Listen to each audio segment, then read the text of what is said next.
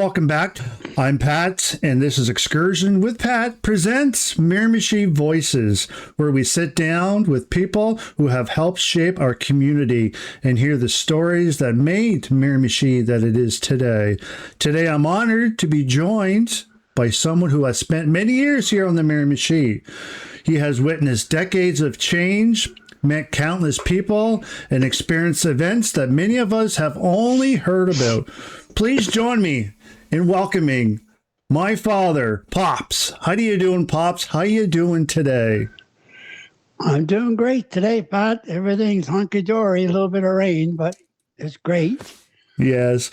Well, thanks for joining me here at Excursion with Pat, Dad. As you know, you're the very first guest on my show, and it's going to be about Miramichi Voices. And just want to thanks for coming in, Dad. It's greatly appreciated. Sure, no problem. No problem. Well, let's get right down. Well, let's get right down to it, Dad. So, tell us a little bit about yourself, and where were you born, and where were you raised? Well, I was born in Pont Andre, down Tracadie. I lived there half of my life, and I moved to the Miramichi, and we lived up here all our life. And we went to Toronto for a while, then come back to Miramichi, and we're still on the Miramichi. We love the Miramichi, and it's a great place to live, and lots of great people to hang around with. Yes, no, I totally agree with you, Dad. You know I lived in St. John. We moved to Ontario, and we've been living here for over 30 plus years, and I couldn't agree with you more. Great people, great spot to live. And another question. So as far as the past, what was Miramichi like when you were a young boy? Well, when I was a young boy, around 15, 16 years old, it was all free loading. People used to drive around with liquor in their car, used to drink. Friday night was a big thing. We all go to the dance, and half the people would fight down there at the dance. They would fight over the girls, and we had a great time. Nobody got hurt, but we used to do a lot of silly things, and it's not like that today. Today, you can't get away with what we done then. So we're pretty lucky we're still here. Yes, sure enough, Pops. I remember when I was younger, a lot of that stuff that you talk about, we couldn't have done it at my age. So getting back to that, so what are some of your earliest memories growing up here? Well, my earliest memory, we used to live in Derby. My father used to be a butcher. He got paid extra money for butchering animals. And I remember one day we're at this place butchering animals, and they had this big bull tied to a barn. This is the way they used to butcher animals in them days, in the 60s. They take a sledgehammer and give it to him. And the bull didn't like it. He kicked him about 50 feet in the air. He flew in the air. And he went back up and grabbed the hammer and done it again. But that's the way it was in them days. They didn't have slaughterhouses, and they didn't have many rules that they have today.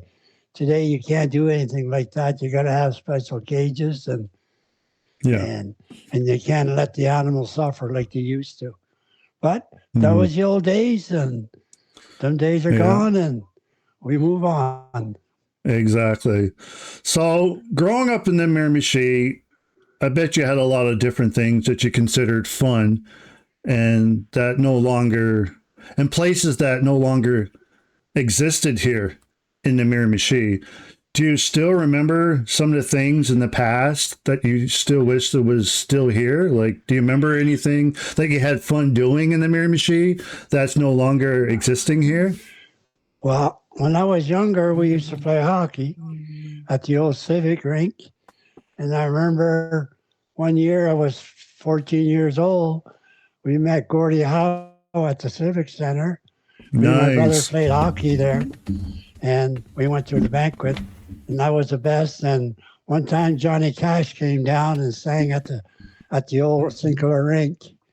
Nice. He was down, and it was a lot of fun. And we used to hang around a lot of people, and people used to get drunk in them days. And us, we weren't into the alcohol and stuff like that because too many young people were involved in accident and got killed. I remember one year, it was about 7 or 8 kids that were driving, and they all got killed and drinking driving. And that's the way it used to be in them days. Today, it looked after better. Yeah. So getting to that point, so you talk a lot about things you've done. Was there any like local traditions or community events that you looked forward to when you were a kid growing up here? Was there any like traditions or community things going on back then? Yeah, there used to be a lot of powwows, and Indians used to have a lot of concerts, and used to have a lot of ball games. We used to go to the ball game and sometimes play. And we were too busy working. As a young lad, we were too busy working. Even when I was 15 years old, my brother and I, we went to fight the fires in Ball Mountain. We went up. My brother, he gave up and went home, and I went up, and I stayed there for a month. I loved it. It was great fun, and I know fire ain't fun, but to a young lad at my age, we met a lot of nice people there, and it was nice.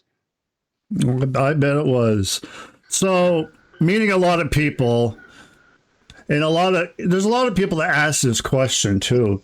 And how was school like when you were a kid compared to today?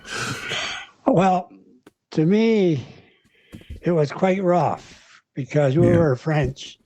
We were called everything in the book that the French people would be abused at school. I remember one time I went to,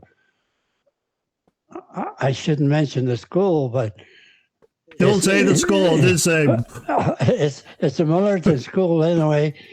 I remember when I was a young lad, at 15 years old, we were in a classroom with 30, and they had this big woman there. I won't mention her name. She grabbed me by the ears because she thought I was throwing erasers around. It wasn't me.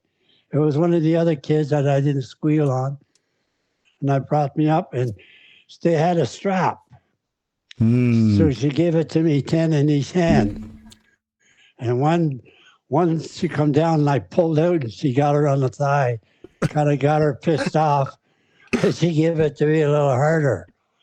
But anyway, what really upset me was the other classmates were all laughing at me because I was getting the strap. Yeah. So I figured, like my dad said, you got to watch Silver. He's sneaky. So what I did, I got this 2-inch tack, and I shoved her under her pillow. When she sat down, she was a big woman. She sat down real hard. And she sat down and jumped about 2 feet in the air. You know what happened next? Everybody in the classroom got lined up and got the strap. The boys and the girls. Everybody. There was no exception. There's no exception because she wanted to find out who it was. Yeah. No, I never told. The only one I told when I went to work for Miramichi Valley as a custodian later in the past, I told one guy, and he said, we always wonder who done that. But I guarantee you, she never hit another child. She never hit another student. But sometimes people deserve to be smacked around sometimes, but you can't smack around anybody today. No, not today. You got to watch yourself. Yeah, sure enough. Great story, Pops. So getting back to working life, Dad, and I know you worked hard your whole life, and appreciate everything you did for us. So what was your first job, and what kind of work did you do throughout your life? Well, my first job was hanging. I used to help the next door neighbor do a lot of hanging. And they used to invite me over for supper, and I loved to have supper with them. And he used to give me a little bit of money to help hay. And there was another guy up the road. I used to look after a cow. Every week, the people used to give me $5 to look after the cow. And I would go out and buy a hockey stick with it. I take money Nice. and I go buy a hockey stick. And I thought that was great. But that was my first job. I think I was Yeah. about 13 years old then. Yeah. Yes. No, that was a lot of fun. And what kind of work did you do throughout your life after that? Well, I started, first thing I started, I quit school when I was 16 after my father died. Then I tried to join the army. I went to Halifax. I flunked all the tests and they sent me back home. Yeah. and then I told my mother I'm going to work. So I went to pack my bags. She gave me $20 and I went to Fredericton and got a job at a plumbing place. And they hired me and they turned me into apprentice plumber. I worked as apprentice plumber for a year and a half. Then I had the accident with my fingers. Then I went to Toronto and come back. And I met my lovely wife. And then she turned me into a carpenter. And I was a carpenter for all my life, for over 40 years. So, and that's what I've done. Nice. So as far as work, how has work changed over the years? Well, work really hasn't really changed me anything because when I was growing up, I always was taught by my father, you do the best you can. And if you do the best you can, people will keep you and they'll make you work. And as long as you work hard and show respect, they'll always have you. You'll be the last one to go. And that's what my motto is. Believe in yourself. And that's what I did. And I never had a problem getting a job because no matter where I worked, they always kept me. Yeah, always be the best of you, pretty much. That's right. Yeah, and respect. Respect others, and if you show respect, you're going to get respect back. As far as the Miramichi area, then and now, what's the biggest change you have seen in the Miramichi, and what is one thing you miss from the old days? It's a two-part question. Well, one thing I miss is the old days is all the friends that I had. No matter where I went or what I did, there were always friends there. I remember, I shouldn't mention his name, but I am because I really liked him. Johnny Young used to live Upper Derby. He was a fighter. They used to have fights, and every weekend he used to have boxing clubs that come down and fight. And I remember going to a dance, and there was these two guys picking on me. I was just a skinny little runt, around 130 pounds. Anyway, Johnny went and grabbed the guy by the throat and said, "You pick on Delbert, you're going to have to pick on me." And I thought that was, a life of memory. To always remember him for that. Because he showed me that it doesn't matter how big you are, as long as you don't do nothing, nobody will hurt you. Yeah. And what I miss now is the city. They just seem to be disorganized. Even when they built the lights in the street on Pleasant Street, the silliest thing it is, they put it in the middle of the sidewalk. The plow can't even drive around it. You will go walking down the street, the Pleasant Street, the city lights, they're stuck almost in the middle of the sidewalk. I mean, anybody could have a little bit more, theory of how to install them. Yeah. And they don't have as much now for the kids as they used to have in the old days. In the old days, at my age, they used to have roller derby at the singular ring. You go in, you pay 10, 15 cents, and you get a pair of roller skates, and you roller skate for a couple hours. And that brought all the kids together and the community together, and I thought that was great then. Today, they don't have anything like that. They're too busy trying, I don't know, to make money or whatever. They should they should get more involved with the kids today, I far as I'm agree. concerned. I agree. I couldn't agree with you anymore, Dad. So something about today's Miramichi that makes you hopeful. If you could bring back one thing from the past, what would it be?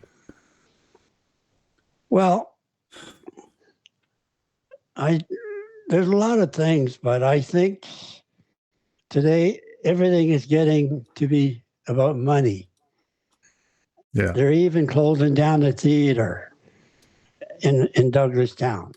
that's already And closed now. yeah, It's gone.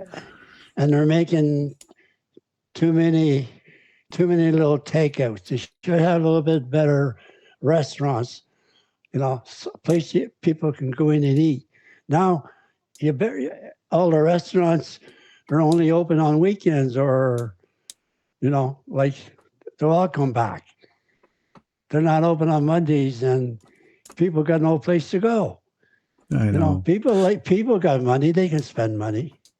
Yeah, it's definitely hard times, and it's definitely a time. It's everything's so unpredictable right now. Yeah. But if there is a story you've never really had a chance to tell, what story would that be, Pops? Well, the story I think I really like to tell is I used to go fishing with a lad that lived in Derby, and he used to fish salmon. And I was 12 years old, and I used to be his floater. I used to go from house to house bringing salmon, people buying salmon. And then when I was finished, he would give me a big salmon to take home to my mother, and we would have that for supper or for 2 or 3 days. I think that was the best memory there I could remember of people, helping each other, because he didn't have to do it, but he had a big heart, and he knows one was struggling, and by helping out, because I was only 12 years old, I could hardly lift it. Yeah, I know. Yeah. To what you've been saying for the last 50 minutes now, and what I'm getting from it was it seemed that a lot of people, we had a great, unique community that everybody helped each other out, that everybody was always there for themselves, and it was always never about money. It was always about helping your neighbor. And from what I get from your stories, Dad, is they say the good old days is the good old days. And Yeah. I think a lot of people are missing that. The other day I was walking into the grocery store, and I seen this poor lady pushing her cart with her arms full, and she was having a hard time. To the point where I was like, I had to help that lady. And that's what I try to do in my life. I try to help people as much as I can. So, and you see, a lot of times you see some guys or whoever just walk by and ignore this lady. It never used to be like that. So No. people should be helping their neighbors. They should be helping the elders, not just the elders, everybody. If somebody needs a hand, if some lady puts her groceries in the back of her truck, right? Yeah. And you see an empty cart there, go up to the lady. So would you like me to take your cart away? Or just say, I got it. I'll take your cart away from you. And that lady or that man will be so grateful for you, because you got to think that that gentleman or that woman's been walking around the grocery store for an hour. All she wants to do is sit down and relax. So the more you do to others, the more it's not always about money. It's about what's in here. It's in your heart, and you got to help other people. So from what I've learned from you, what you've been saying is the community thing. Yeah. And another thing too, I miss that I probably can't do anymore, but eventually I hope I will. We used to go to the jams. Jams are a great place to meet people. I know I ain't a great singer, but even going up on stage and singing, the wife and I, we do duets, and we used to have a great time. And we met thousands of people at the jams. We used to go to Red Bank and White Rapids and over in Chatham at the Legion. Everywhere they had a jam, we used to be there. And when people had banquets, we used to go there and support them. And Yeah. and I think people enjoy, having fun together. Exactly. So, talking about a little bit of fun, we're going to get right off the subject, Pops. And it's what I'm going to be doing on every Miramichi Voices. I'm going to be doing a Miramichi rapid fire. And what that is, what you have to do, I'm going to say two words, and you're going to have to pick which one on top of your head. Not which top of your head, which one you want, okay? And you gotta be quick. So it's called Miramichi Rapid Fire. So if you're ready, I'll start yelling them out. Okay. All right. Coffee or tea? Tea. Fishing or hunting? Both. You only can pick one. I like fishing. I hate killing animals. Yeah, I think the older you get, the more you hate killing stuff. Because that's right. That's right. Angie's father, he used to hunt all the time. Now he feeds raccoons, and he doesn't want to kill any animal. So he's like, we call him Cinderfella because he loves animals, and he's a big part of my life too, Dad. Just like you are. Yeah, we all feel that way. Yeah. All right. Next one: sunrise or sunset? Sunrise. Favorite place in Miramichi? Probably welcome back. Me too. Favorite season? Winter. Really? Winter. Interesting. Yeah. I love being outside. Go ahead. Me too.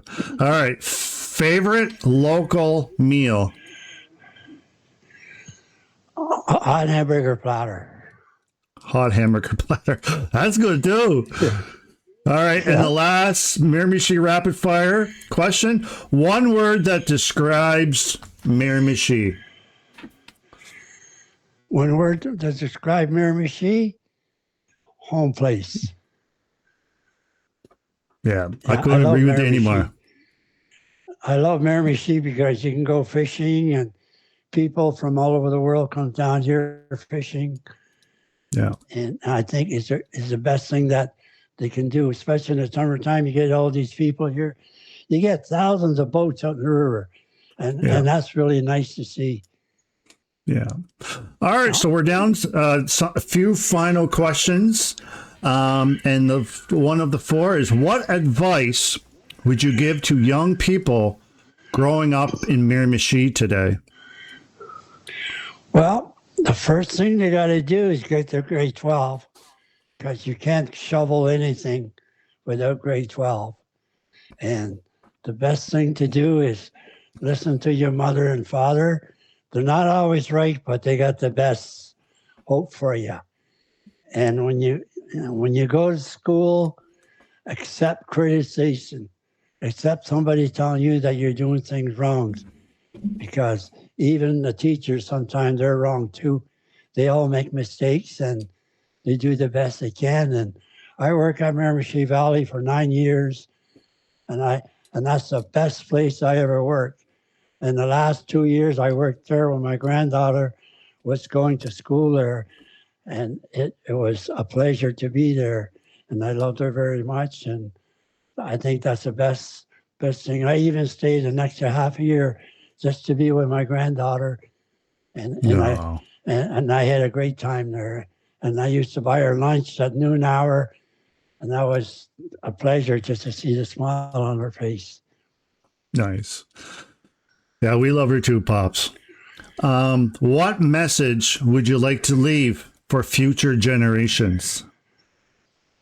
Well, the future generation, education's not everything. As far as I'm concerned, you can live your life out the best you can, do it.